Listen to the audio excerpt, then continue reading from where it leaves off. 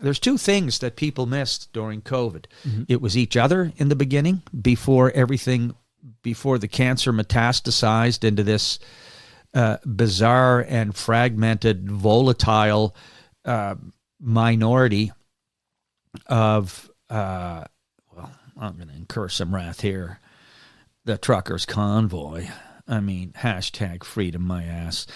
Look, if you care so much about freedom, how many went over to fight for the Ukrainians? I think they're fighting for freedom, aren't they? Grandmothers and kids stuffing beer bottles with Molotov cocktails. That's freedom, buddy. And by the way, my uncle was in a convoy in World War II. It was called the Battle of the Atlantic. He was in the Corvette Navy protecting merchant marine ships laden with explosive petrol and war munitions bound for Murmansk, Russia, to fight the Nazi hordes, never knowing when a German's U-boat torpedo was going to plow into the bow and end his 21 years in a watery grave. That's a convoy, and there was nary a bouncy castle in sight. Well said. Well said. Right. And you've got this, that craven, liver-lipped opportunist, Pierre Poilievre, saddling up to the truckers. And Candace Bergen, too, unless she didn't have her MAGA hat on. She brought them everything but casseroles and chocolate chip cookies. It's like, come on, enough, man. You're not going to run the country by anarchy. And Pat King's manifesto as to how Canada should be run wouldn't pass mustard in a grade 7 civics class.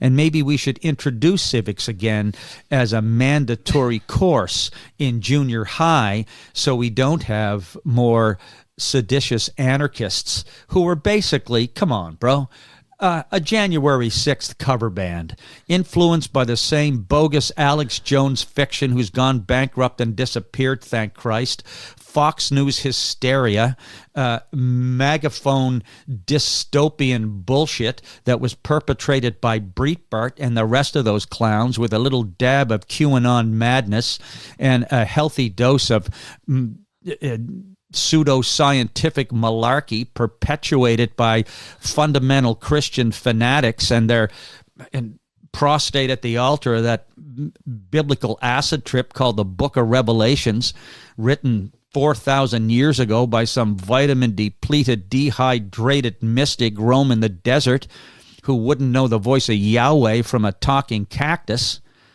And look, it's a January 6th all over again. They held the nation's capital hostage for 3 weeks on diesel fumes and shitty sing-alongs.